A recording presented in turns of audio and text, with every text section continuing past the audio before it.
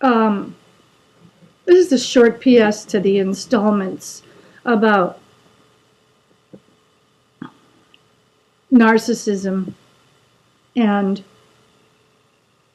dissociative identity disorder with respect to my personal experience.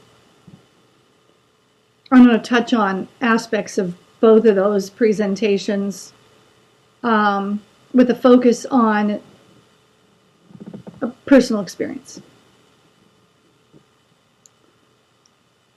Given my recent research on the subject of dissociative identity disorder, a topic which has interested me for many years, having had a friend who exhibited some of these kinds of symptoms, I'm fascinated to discover that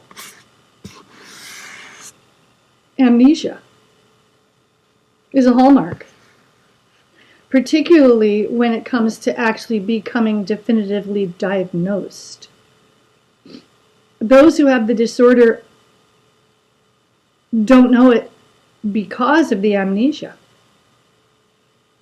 When they switch from one personality to another, said personalities often manifesting as completely distinct identities with different lives and different circles of friends and different locales, maybe.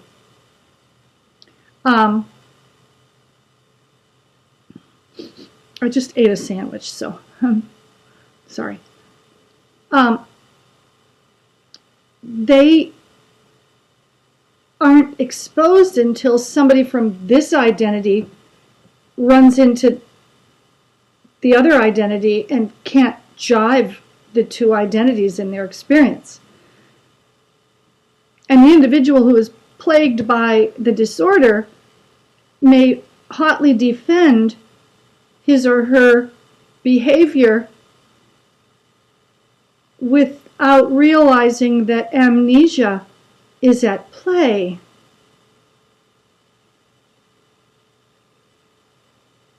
I recently read aloud an email I received from someone I've cared for a long time. There were accusations about me contained in it. I know I'm OCD.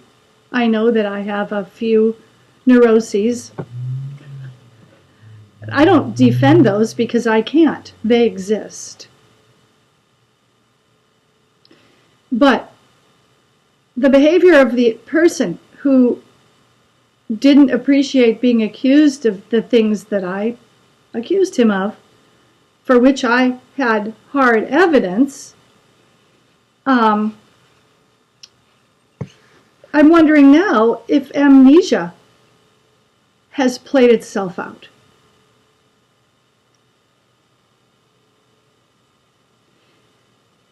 There were some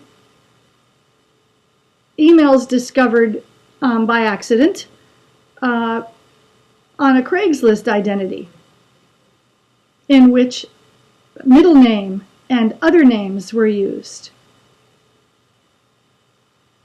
This seems to line up with DID,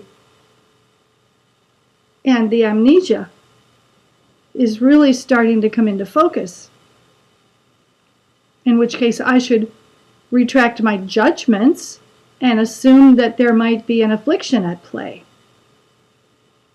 One afflicted person accusing another of an affliction. Here we are. Thanks for listening.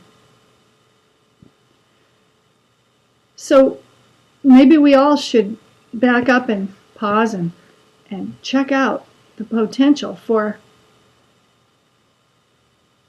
amnesia and dissociative identity disorder playing out in relationships we have with those whose behavior we have determined to be questionable.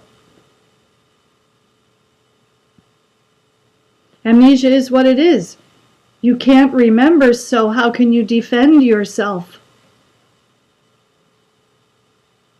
And facing the fact that you may have amnesia might also be equally disturbing. Facing that you might be playing out different identities with different people disturbing. I don't think anyone would want to have to acknowledge anything like that. I wouldn't.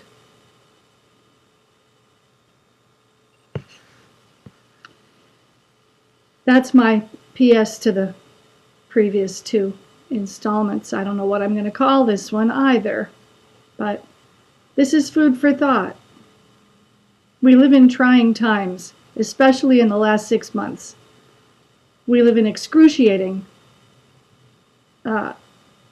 anxiety-provoking times. And anxiety can distort perception. Anxiety can provoke behavior. Anxiety can be the culprit in breaking down communication.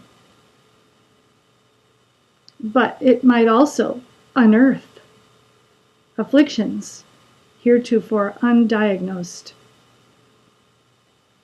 We need to exert great care for one another, and I mentioned that we're having a difficult time finding people who can care for us. I still believe that.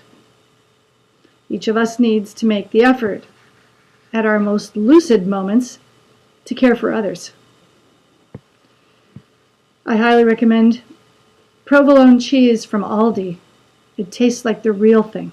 Real provolone has a kind of a smoky edge and an aftertaste that lingers in a very satisfying way. Pretend provolone is no match for the real thing. I had provolone and Kalamata olives on a sandwich.